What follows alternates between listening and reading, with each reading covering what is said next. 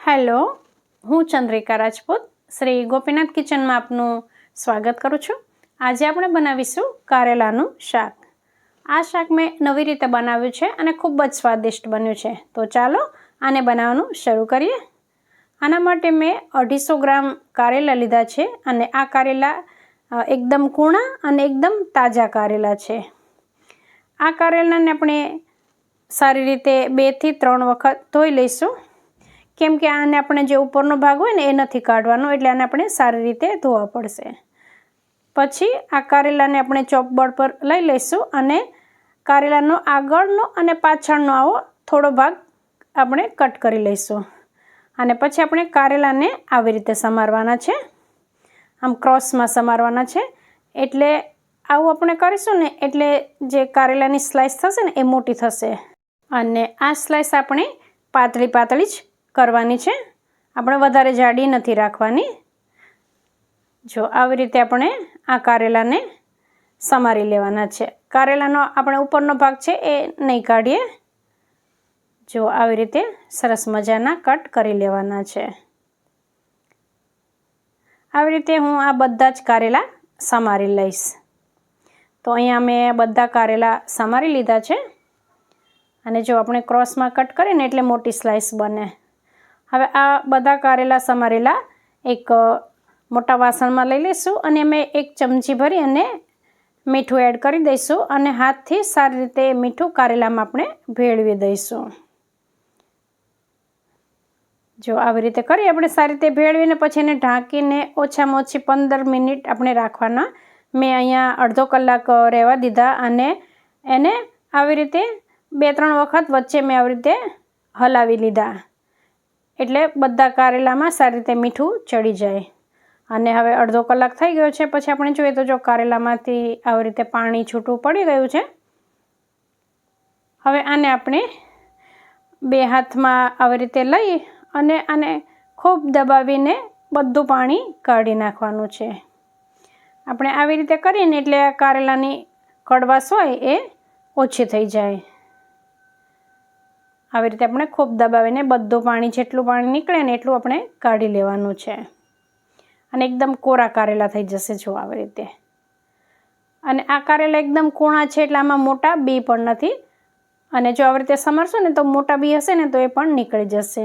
અહીં આપણા બધા કારેલા આપણે દબાવીને પાણી કાઢી લીધું છે અને જો આ પાણી નીકળ્યું છે, કોઈ ડાયાબિટીસનું પેશન્ટ હોય તો આ પાણી ગાળીને એમાં બીજું પાણી ઉમેરીને પી જવાય।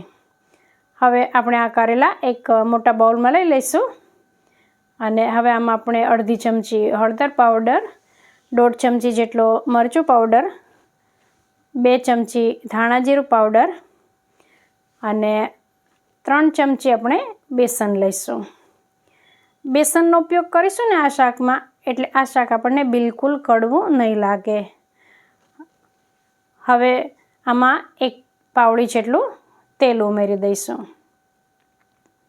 અને હવે આ હાથથી બધું સારી રીતે મિક્સ કરી લઈશું, એટલે આ બધા મસાલા કારેલાની સ્લાઇસ પર સારી રીતે લાગી જાય। કારેલાનું શાક એવું છે કે નાનાને તો ના ભાવે, પણ ઘણા મોટાને પણ નથી ભાવતું હોતું, પણ આવી રીતે બનાવજો, બધાને ભાવશે। આ બધું સારી રીતે મિક્સ કરી લીધું છે। હવે આપણે એક કડાઈમાં 3 પાવડી જેટલું તેલ લઈ લઈશું। જો તમારે થોડું વધારે તેલ લેવું હોય તો થોડું વધારે લઈ લેવાનું। હવે આમાં વઘાર માટે આપણે જુઓ આ કઈ વસ્તુનો ઉપયોગ કર્યો છે, તો એમાં મેં લીધો છે અજમો, ખાંડેલા ધાણા, જીરું, મેથી, વરિયાળી અને કલોંજી, આટલી વસ્તુ મેં લીધી છે। આનાથી આપણે વઘાર કરીશું ને તો આ શાક ખૂબ જ સ્વાદિષ્ટ લાગશે, થોડો અથાણા જેવો પણ ટેસ્ટ આવશે, એટલા માટે આવી વસ્તુ મેં લીધી છે।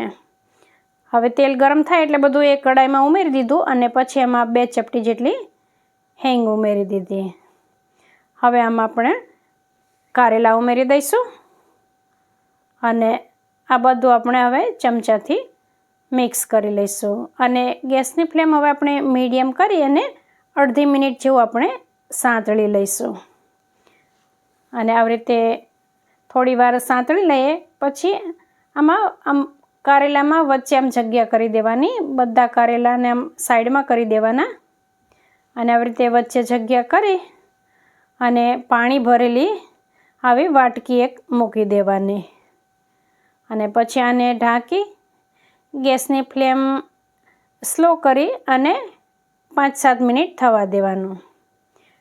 5-7 મિનિટ પછી આપણે ચેક કરવાનું.